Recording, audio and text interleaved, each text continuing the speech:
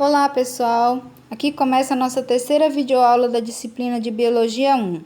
Nessa videoaula, nós vamos falar sobre fotossíntese e quimiossíntese. Bem, por que a fotossíntese ela tem a sua importância? Porque ela vai fazer com que ocorra a ciclagem de substâncias inorgânicas, transformando em substâncias orgânicas. Os seres autotróficos são os maiores responsáveis por essa ciclagem dessas substâncias no nosso ambiente. Então, os seres autotróficos, eles vão utilizar do dióxido de carbono e também da água para produzir oxigênios e produtos orgânicos para os seres heterotróficos. E esses mesmos seres heterotróficos, eles consomem esses produtos orgânicos e transformam em substâncias inorgânicas, como o dióxido e a água, dando continuidade no ciclo. A fotossíntese é o principal processo autotrófico da natureza. Ela permite a transformação da energia luminosa em energia química armazenada na molécula de glicose. Ela vai possibilitar a existência da maior parte dos seres vivos na Terra, que depende direta ou indiretamente do alimento produzido nesse processo, além de liberar o gás oxigênio atmosférico. Ela é realizada por cianobactérias, algas e vegetais. Organelas responsáveis nos eucariontes pelo processo de fotossíntese são os cloroplastos. E para que ocorra, é necessário a clorofila, luz solar, água, dióxido de carbono e a temperatura. Bem, o esquema da fotossíntese ocorre da seguinte forma. O gás carbônico é absorvido pelas plantas que vão fazer com que esse oxigênio seja liberado e também ocorra a produção de glicose, que é o alimento da planta, e outros compostos orgânicos que são utilizados como forma de energia, transporte e armazenamento, aonde pela raiz também é absorvido água e sais minerais. A equação geral da fotossíntese ela é formada por 6 moléculas de dióxido de carbono mais 12 moléculas de água, que por meio da luz, através dos pigmentos fotossintéticos, ocorre a quebra ou a fixação, produzindo moléculas de glicose mais moléculas de água e o oxigênio. De onde vem a energia para que esta reação ocorra? Para que ocorra a fotossíntese, ela precisa que essa energia venha do Sol, através da luz gerada pela luz solar. Então, é captada pela clorofila, que é o pigmento verde presente nos cloroplastos das folhas. A fase das fotossíntese são a fase fotoquímica, reação de claro, que ela depende da luz. Nelas vão ocorrer as reações de fosforilação cíclica, fotofosforilação acíclica, fotólise da água. A fase química, que é reações de escuro, ela não depende diretamente da luz. Vai ocorrer o ciclo das pentoses ou o ciclo de Calvin-Benson. E as fases da fotossíntese ocorrem no interior dos cloroplastos.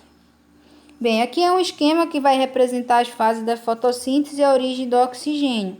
A reação clara, onde vai ocorrer a absorção da luz, que através dessa absorção da luz ocorre a quebra da água, que é a liberação do oxigênio, produção de energia e também de NADP, que vai ser utilizada na reação escura, onde vai ocorrer a fixação do dióxido de carbono, produção de glicose e outras substâncias orgânicas desse processo.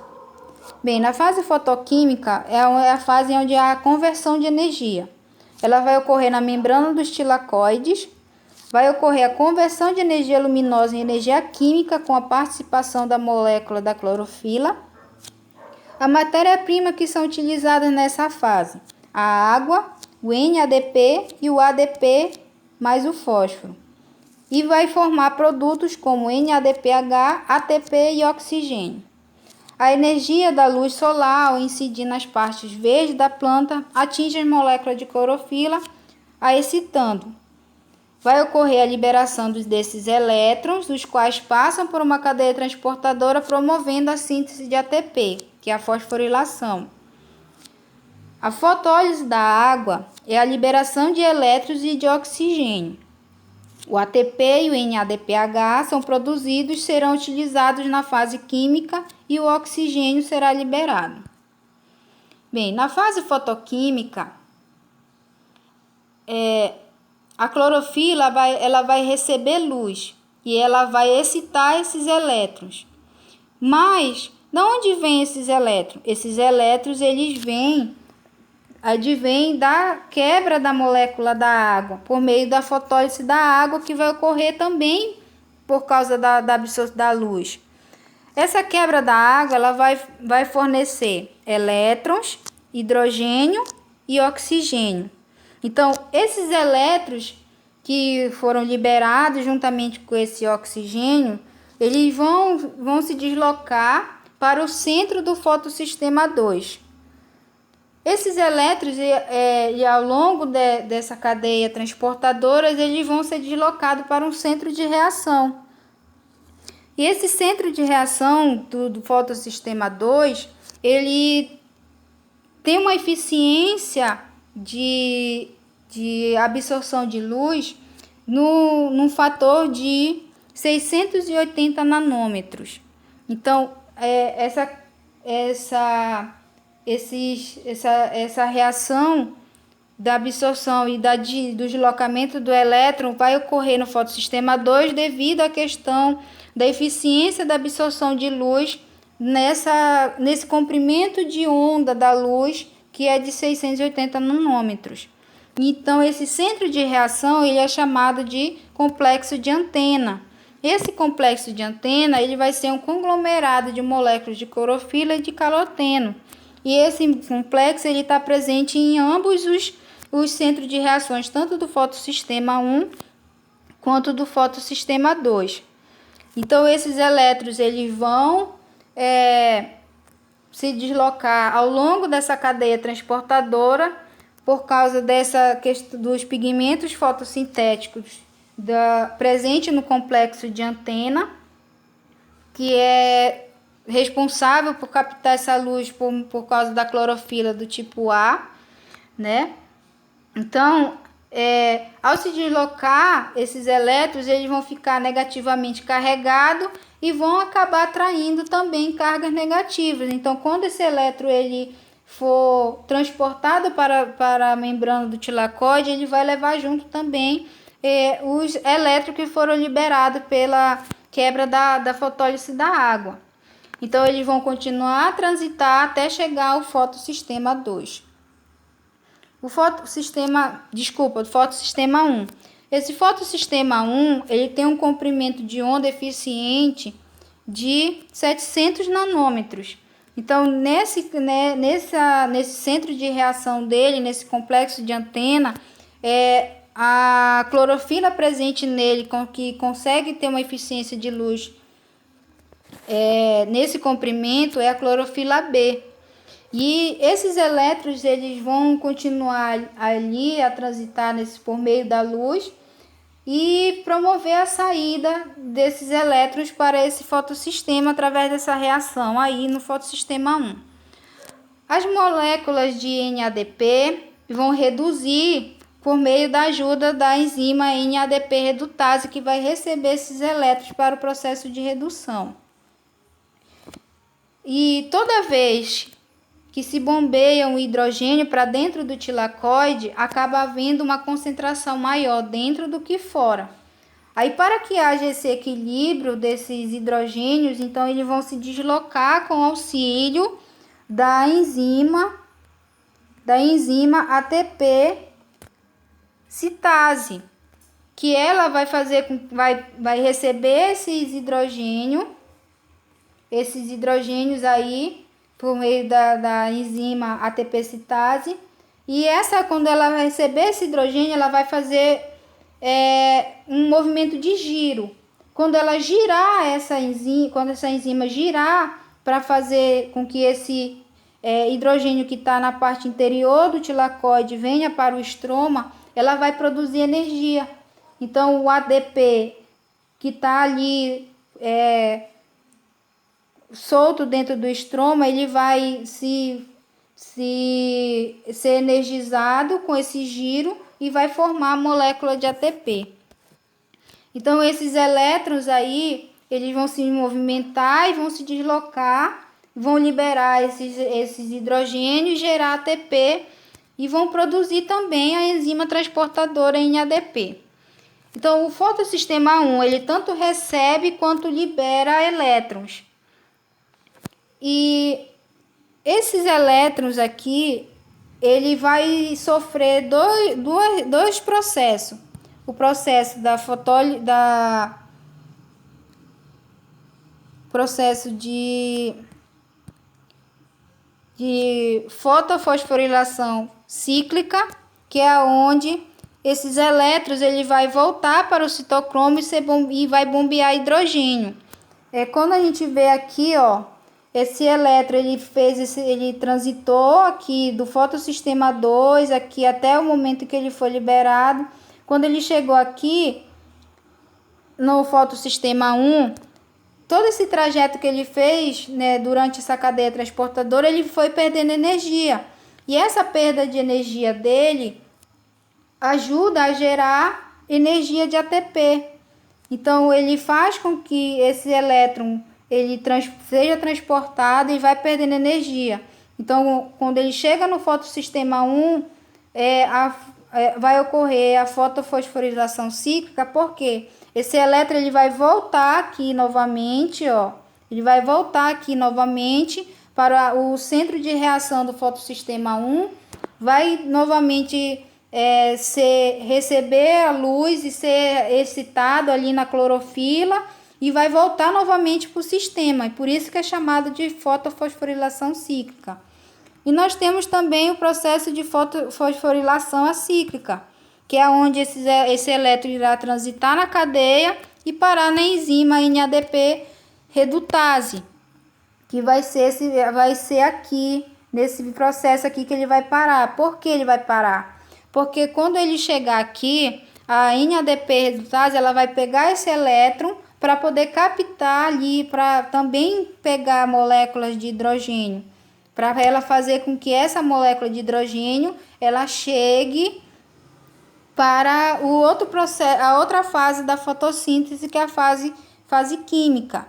Então, o hidrogênio produzido pela quebra da molécula de água no fotossistema 2 da fotólise da água, ele é utilizado para gerar energia quando ele é bombeado pela enzima ATP citase, ele vai também gerar ATP e também vai fazer com que esse hidrogênio ele seja captado pela enzima transportadora em ADP para ser levado para a nova fase.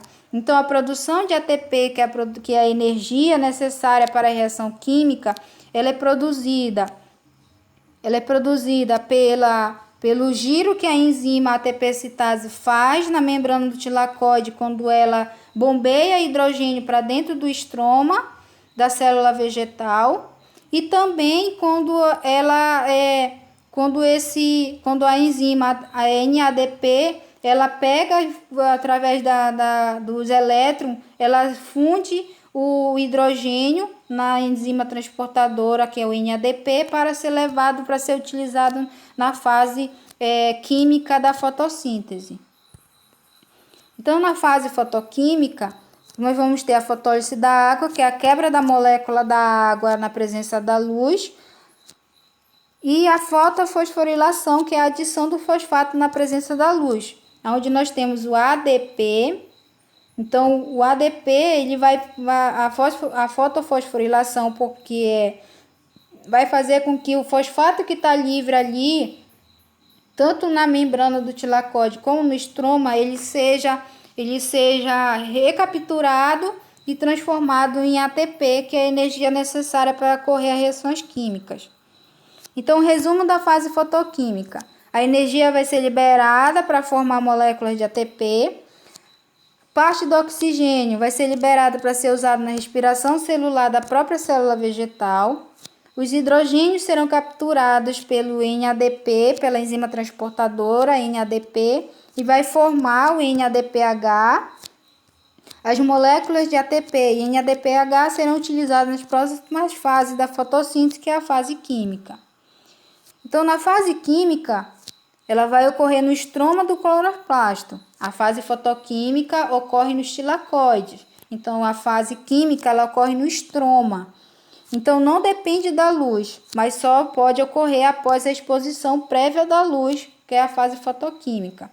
Nessa fase serão utilizadas substâncias formadas durante a fase fotoquímica, que é o ATP e o NADPH. O dióxido de carbono que vai ser absorvido pela planta, ele vai combinar-se com os hidrogênios do NADPH, vai formar moléculas de carboidrato através de um conjunto de reações enzimáticas.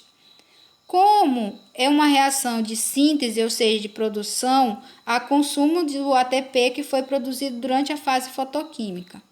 Produto final do ciclo vai ser uma triose, ou seja, um gliceraldeído 3-fosfato, ou também chamado de PGAL, que é utilizado para a síntese de outros carboidratos, quando se fala síntese, produção.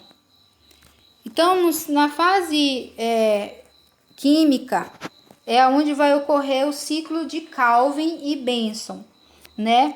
Aonde vai ser a fase onde o dióxido de carbono que vai ser absorvido pela planta vai ser fixado. E para que ocorra a fixação desse carbono, vai ser utilizado uma enzima, a enzima Rubisco, ou também chamada de 1,5-ribulose difosfato, 2-fosfato. E 1,5 porque ela tem 5 moléculas de carbono. Então, aqui no nosso esquema do nosso ciclo, aqui, ó, a gente vai ter 6 moléculas da enzima, né?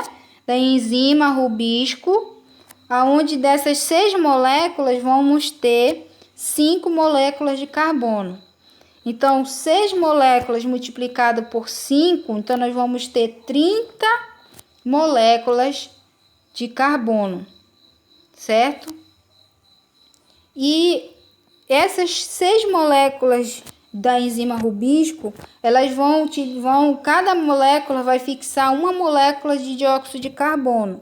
Então, se nós temos 6 moléculas de dióxido de carbono, então vamos precisar de 6 moléculas de enzima Rubisco.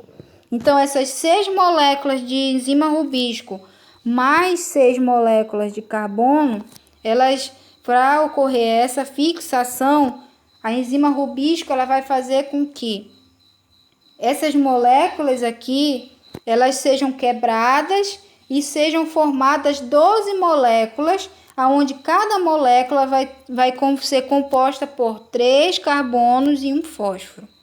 Então, essas moléculas compostas por 3 carbonos e um fósforo, elas vão passar agora para a fase de redução.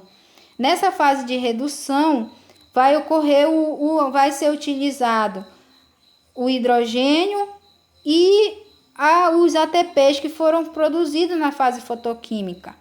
Então, se são 12 moléculas de ácido fósforo glicérico, então serão 12 moléculas de ADP que serão utilizados. Então, se há o gasto de energia, então serão produzidos 12 ADP, ok? Então, se dessas 12 foram liberados também 12 moléculas de fósforo. Então, esse fósforo ele foi fundido aqui nessa molécula e aí formou-se 12 moléculas compostas por 3 carbonos e 2 fosfatos. Então, a enzima transportadora que trouxe o hidrogênio para essa fase também vai ser 12 moléculas utilizadas. Então, o oxigênio vai ser utilizado para quê? Para ser reduzido novamente o número de fósforo. Aí vai ser esse fósforo que vai ser quebrado dessa molécula, desse ácido, ele vai ficar solto no estroma lá da molécula da célula vegetal. Ele vai ficar liberado, vai ficar solto lá. Então, dessas 12 vão novamente formar as 12 moléculas de gliceraldeído 3-fosfato, ou o PGAL, que é aí que vai ocorrer a produção dos compostos orgânicos. Então, a gente observa que o número consequente de moléculas também será o uso também, é o mesmo uso de moléculas de energia e moléculas também da enzima transportadora. Por quê? Quando entra na fase reducional, o ATP que é utilizado é fixar o fósforo, ele se funde na molécula.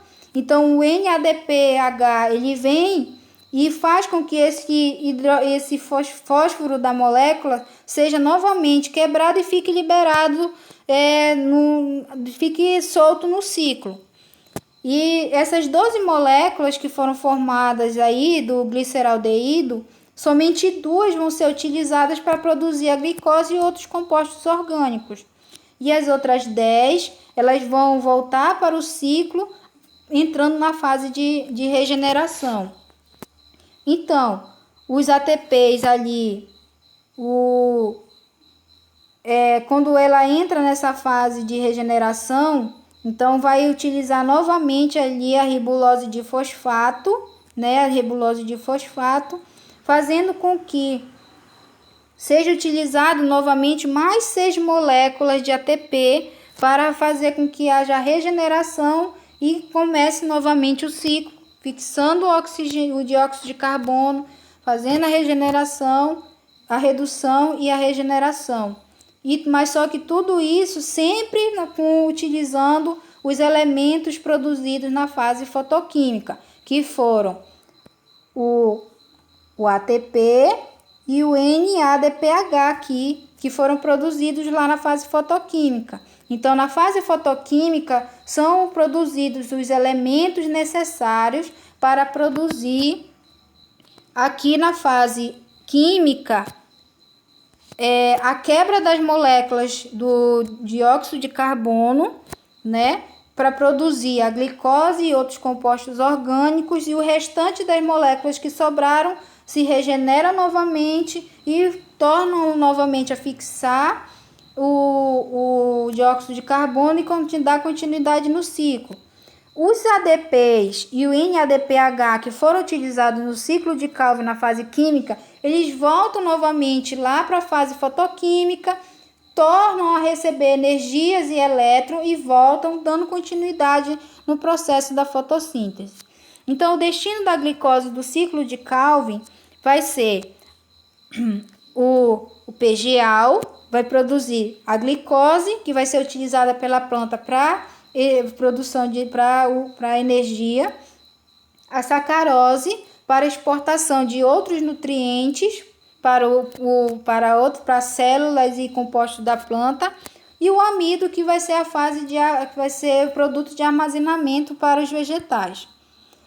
Então, as fases fotoquímicas, nós vamos ter a luz, que vai ser definitiva nas reações do claro, onde nós vamos ter a quebra da molécula da água para a produção de oxigênio, e esses hidrogênios e elétrons da quebra da água vão produzir ATP e NADPH, que vão ser utilizados nas reações do escuro, ou na reação química, onde vai ocorrer a fixação do dióxido de carbono, vai fazer a redução, vai ser utilizado o ATP produzido pela reação clara, vai ser utilizado o NADPH, vai ser produzido então os carboidratos e os outros derivados, e o resto que foi utilizado vai ser reciclado. Então, o ADP mais o fósforo que foi liberado, mais o NADPH, que é a enzima transportadora,